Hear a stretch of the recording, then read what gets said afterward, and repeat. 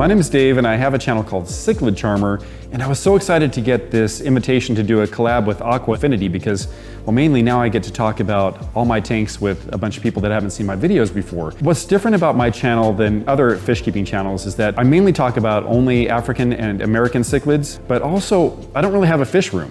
I have a fish house.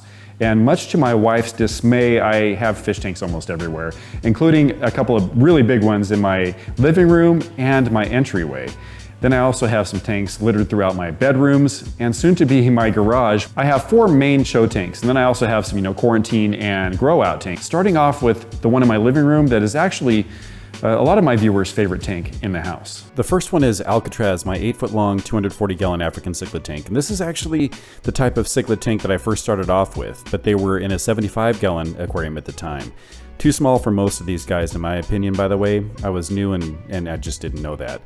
You want at least a 6-footer for these guys. There are a few different types of African cichlids from Lake Malawi in Africa. These are the haplochromous cichlids, or haps as most people call them. They typically range anywhere from 6 inches to 14 inches, and I have a pretty good mix of both sizes in this tank as they approach maturity. And as you can see, they're amazingly colorful for freshwater fish. I mean, they're just stunning. A lot of people think that they're saltwater fish because they're so beautiful.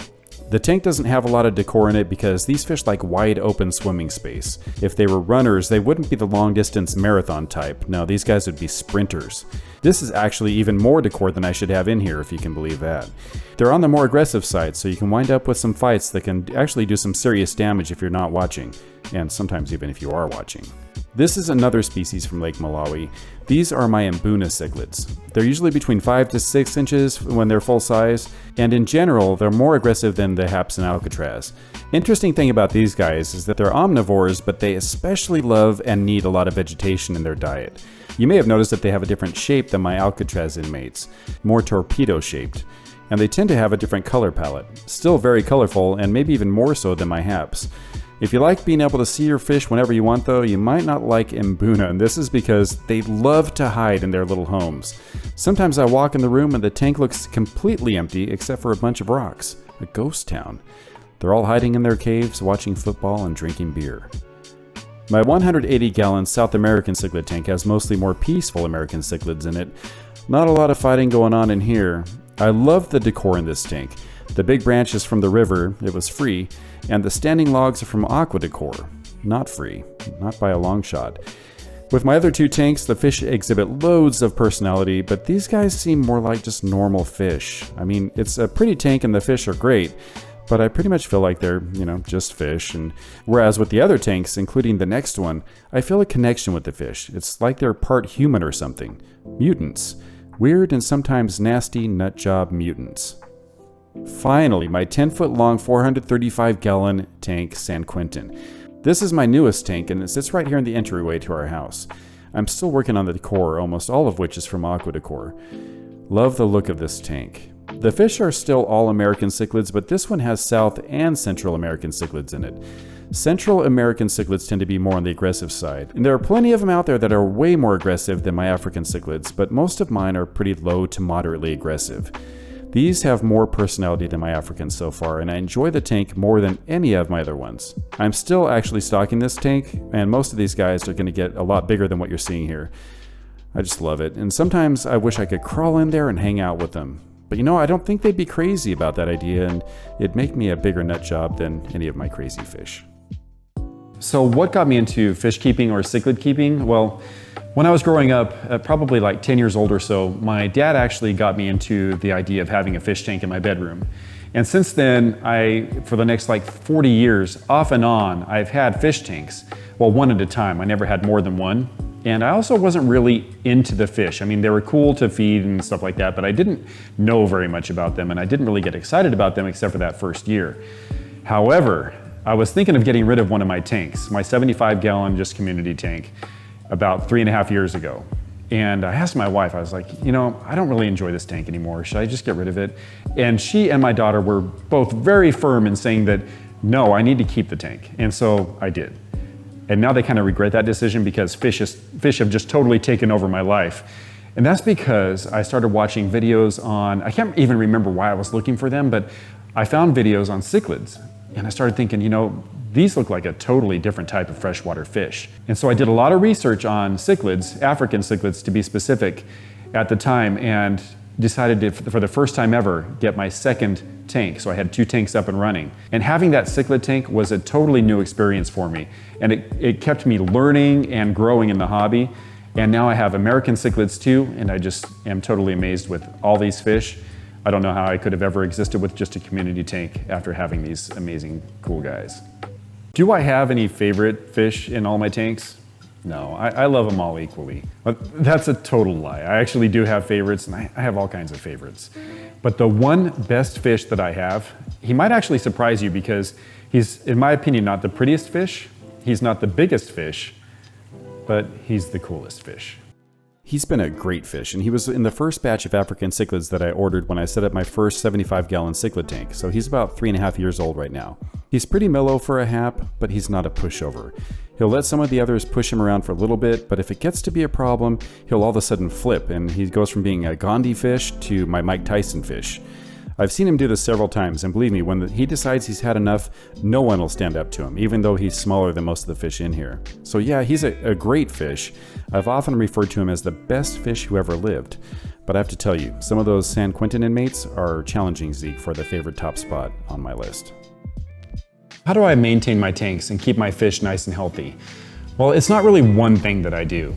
I make sure that my water is nice and clean, and just so you know, clear water doesn't necessarily mean clean, good, healthy water. You have to have the right bacteria in there, you have to make sure that it has lots of minerals for your fish, and if you do that, that should help a lot. But it's not just that, you also have to feed your fish good quality food. I feed all my fish North Fin pellets and flakes, and that does the trick. It has really great ingredients. It helps keep them nice and healthy, but it helps them to color up. And besides that, especially if you have African and American cichlids, you need to make sure that all the tank mates get along together, because you can have one fish that will throw off the entire balance in the tank, and that can stress your fish out. And the number one killer of your fish is stress.